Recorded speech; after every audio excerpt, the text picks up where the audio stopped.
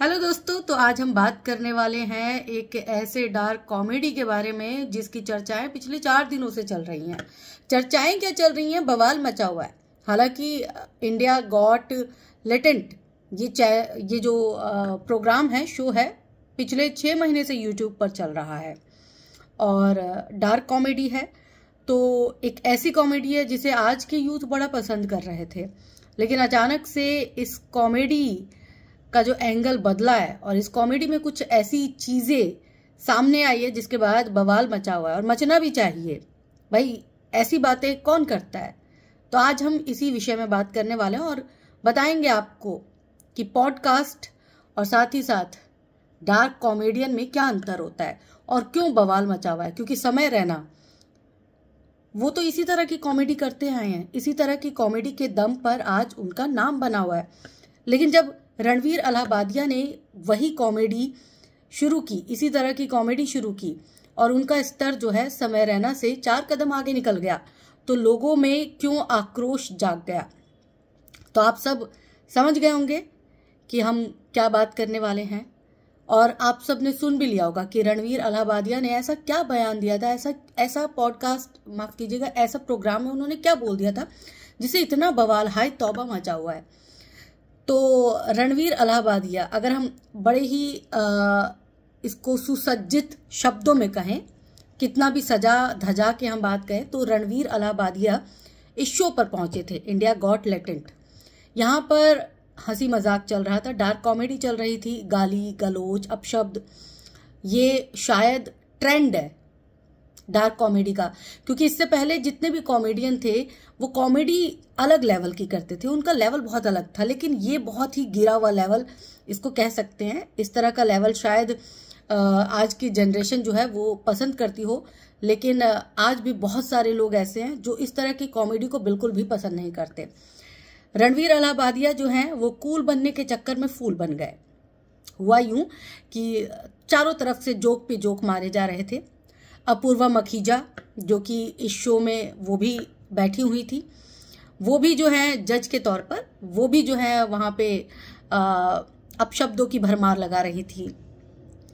इस तरह की बातें हुई जो शायद मैं बोल भी नहीं सकती, लेकिन अगर मैं सजा धजा की बात करना चाहूँ तो मैं यही कहूँगी कि उन्होंने एक उम्मीदवार से ये कहा कि क्या अपनी माँ के पेट से निकलने, क्या अपनी माँ के उस अंग से निकलने के बाद क्या तुमने स्त्री का वो अंग कभी देखा है? तो आप समझ गए होंगे कि मैं क्या बोल रही हूँ। बाद बाकी आपने वीडियो बहुत सारे देख ही लिए होंगे, तो आप सबको पता ही होगा कि मैं क्या कहना चाहती हूँ।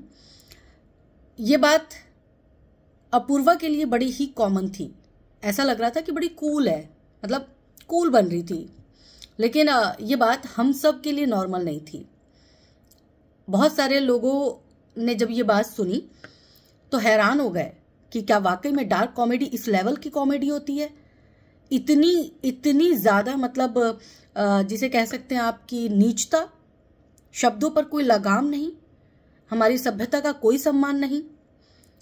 चलिए, इसके बाद जो है रणवीर अलाहाबादिया जो कि बहुत बड़े यूट्यूबर हैं, बहुत बड़े यूट्यूबर, बहुत सारे मंत्री से लेकर बहुत सारे लोग जो हैं इनके पॉडकास्ट पर पहुंचे। जो भी फिल्म रिलीज होने वाली होती है तो उसकी स्टार कास्ट भी जो है रणवीर अलाहाबादिया के पॉडकास्ट पर पहुंचती है, बहुत सारी बातें होती हैं।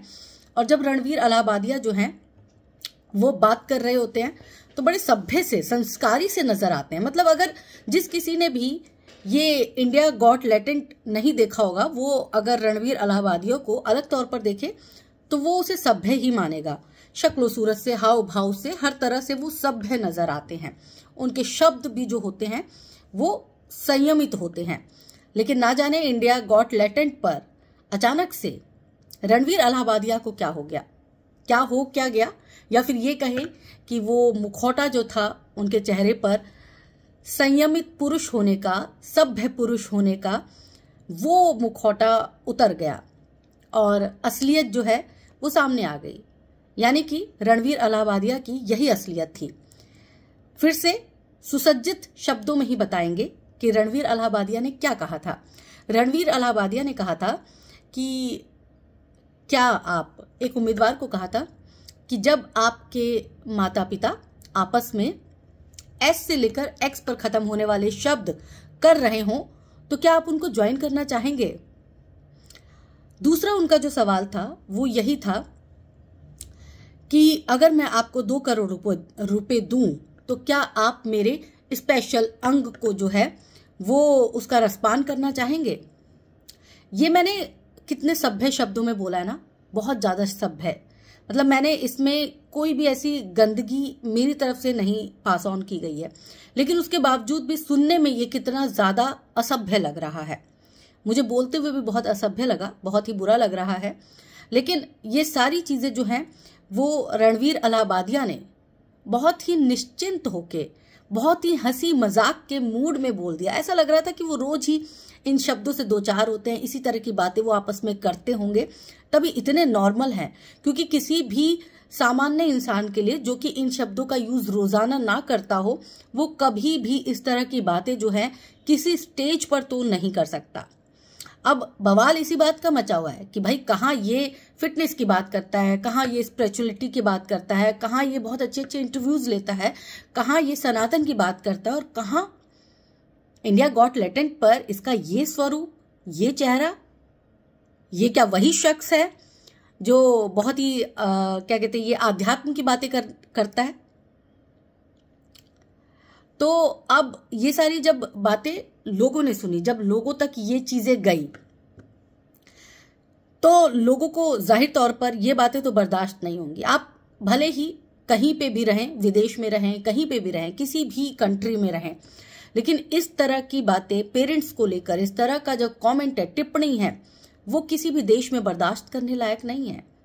और फिर आप तो भारत में हैं, भारत की संस्कृति, सभ्यता इस बात की इजाजत ही नहीं देता कि आप इस तरह की बातें करें। और आपने खुले मंच पर इस तरह की बात कर दी। अब बहुत सारे लोग बोलेंगे कि डार्क कॉमेडी है तो डार्क कॉमेडी में ये सब चीजें चलती है। जनाब, भारत है ये, डार्क कॉमेडी में भी ये सब चीजें नहीं चलती हैं। और कैसे चल जाएंगी ये सारी चीजें? क्या आप सब ये सुनने के बाद आप सबका मुंह खुला का खुला रहा कि नहीं रहा?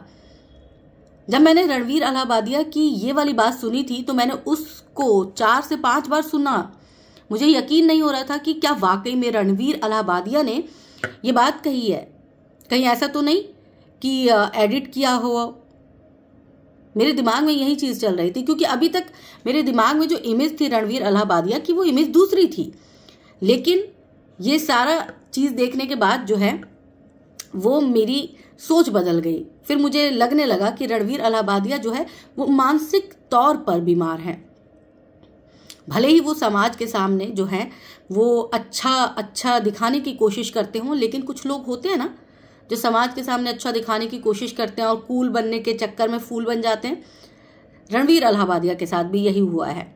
और बात करें समय रैना की, कश्मीर के समय रैना, अभी कुछ दिन पहले समय रैना की कॉमेडी मैंने नहीं देखी थी, कभी नहीं देखती थी मैं डार्क कॉमेडी नहीं देखना पसंद करती।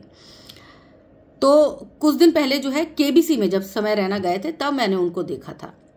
बड़े ही सम्मान के साथ बैठे हुए थे वो अमिताभ बच्चन के सामने। अमिताभ बच्चन के सामने जिस तरह से वो बड़े ही बेबाक तरीके से बात कर रहे थे, या फिर ये कह दीजिए कि हाजिर जवाबी के साथ बात कर रहे थे, तो अच्छा लग रहा था सुन के, क्योंकि वहां पर वो बिल्कुल भी वल्गर नहीं थे। वहां पर उनके पेरेंट्स भी बैठे हुए थे, उनकी माता जी बैठी हुई थी, उनके पिताजी बैठे हुए थे। लेकिन जब मैंने समय रैना की ये वाली कॉमेडी सुनी, ये इंडिया गॉट टैलेंट में मैंने उनको सुना, तो मैं वाकई में हैरान रह गई कि ये क्या केबीसी में जाने लायक था? क्या इस इंसान की इतनी औकात थी कि ये केबीसी में चला जाए? तो क्या हम प्रमोट कर रहे हैं? आज की डेट में इतने अच्छे अच्छे कंटेंट जो है वो वाईटी पर है, लेकिन उन सब को छोड़कर हमारा यूथ क्या देख रहा है? हमारा यूथ ये देख रहा है, गाली गलौच देख रहा है। जहां हमारे माँ बाप को हम बहुत पूजनीय मानते हैं, जहां हम अपने माँ बाप के बारे में इस तरह की बातें सोच भी नहीं सकते, वहां पर ये लोग इस मानसिकता के हैं। और हमारे यहाँ तो मोबाइल बच्चा भी चलाता है आज की डेट में, और कभी ये वीडियो अगर बच्चों के सामने आ गया तो उनके ऊपर क्या असर पड़ेगा। और समय रैना की अगर बात करें हम, तो समय रैना शुरू से ही डार्क कॉमेडी करते आए हैं, तो इसीलिए लोगों को समय रैना पर इतना गुस्सा नहीं आ रहा है। जितना रणवीर अलाहाबादिया पर आ रहा है। रणवीर अलाहाबादिया ने जो अपनी इमेज बनाई थी, उस इमेज से हटकर उन्होंने बातें कह दी। गुस्सा आना तो जायज़ है, और अब जो है वो एक के बाद एक केसेस दर्ज हो रहे हैं, और होना भी चाहिए, सख्त से सख्त सज़ा मिलनी चाहिए। और अब बात करेंगे अपूर्वा मखीजा की। अपूर्वा मखीजा, मैं उनका वाईटी देख रही थी, द रिबेल किड के नाम से उनका वाईटी चैनल है। अपूर्वा मखीजा जो है मुझे बहुत ही निम्न दर्जे की यूट्यूबर लगी। एक ऐसी यूट्यूबर जो सेक्स पर बात करती है, जी हाँ, एक ऐसी यूट्यूबर जो अपने रिलेशनशिप पर बात करती है, एक ऐसी यूट्यूबर जिसके हर एक शब्द के पीछे 2-4 गालियां होती हैं, और वो रिप्रेजेंट कर रही हैं महिला को, औरतों को, लड़कियों को। ऐसी क्या ये लड़की हमारी आइडियल हो सकती है? वाकई में आप सबको लगता है कि ये समाज के लिए ये लोग जो हैं ये आइडियल हैं? ये लोग समाज के नाम पर धब्बा है।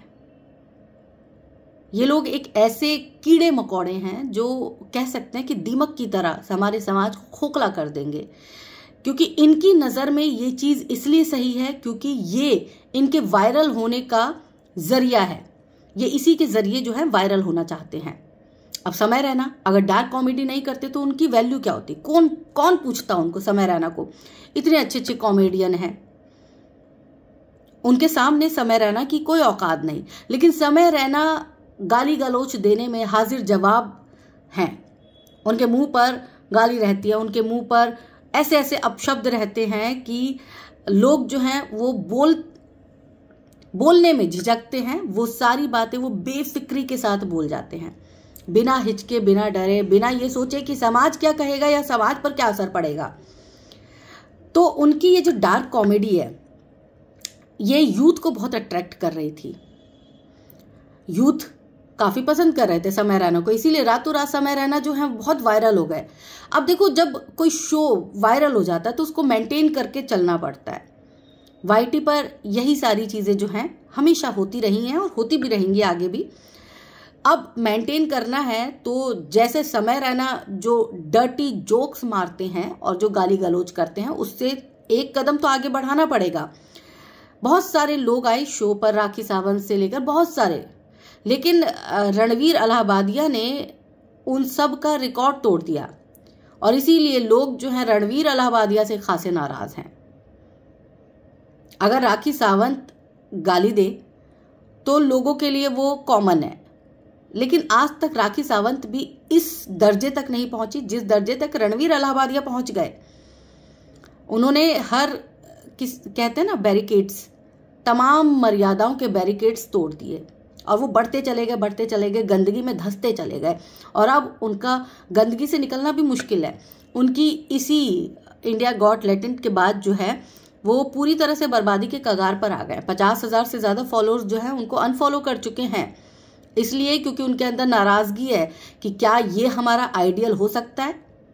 और क्या वाकई में ये सवाल बनता भी है कि क्या अपूर्वा मखीजा, समय रैना या रणवीर इलाहाबादिया जैसे शख्सियत जो है, क्या वो आपके आइडियल बन सकते हैं? क्या वाकई में आप सबको लगता है कि इन जैसे लोग जो हैं वो किसी के भी आइडियल बनने के लायक हैं? और एक और चीज, रणवीर अलाहाबादिया ने जो जोक मारा था, जोक नहीं कहेंगे इसको, उसको कहेंगे जो गंदगी फेंकी थी समाज की तरफ, वो गंदगी भी कहीं से चुराई हुई थी, किसी दूसरे शो से। कोई अंग्रेजी का कोई शो था, वहीं से वो सेम टू सेम क्वेश्चन जो है वो रणवीर अलाहाबादिया ने चुरा लिया। यानी कि यहां पर भी रणवीर अलाहाबादिया ने अपने दिमाग का इस्तेमाल नहीं किया। उन्होंने डिट्टो वो चीज जो है इंग्लिश का हिंदी में अनुवाद किया और सामने उम्मीदवार के मुंह पे दे मारा, और अब वही चीज जो है वो उनके लिए बहुत बड़ी बात बन गई है, बहुत बड़ा बवाल बन चुका है। और बी प्राक, शायद मैं नाम अगर गलत कह रही हूँ तो माफ़ कर दीजिएगा, क्योंकि मैं बहुत ज़्यादा सिंगर्स वगैरह को नहीं देखती हूँ। बी प्राक जो है उन्होंने भी रणवीर अलाहाबादिया के पॉडकास्ट में जाने से मना कर दिया है। और उन्होंने बोला है कि भाई ऐसे पैथेटिक सोच के इंसान के पॉडकास्ट में जाने का कोई मतलब नहीं बनता। राजपाल यादव, उन्होंने संकीर्ण मानसिकता का बताया इन्हें, कहा कि हमने भी कॉमेडी की, लेकिन कॉमेडी का मतलब मनोरंजन होता है, कॉमेडी का मतलब किसी का असम्मान नहीं होता है। लेकिन इन लोगों ने कॉमेडी का मतलब जो है वो ये निकाला है कि सामने वाले को जितना जलील कर सकते हो वो कॉमेडी है। क्या वाकई में आप सबको लगता है कि वही कॉमेडी है? कमेंट करके बताइएगा।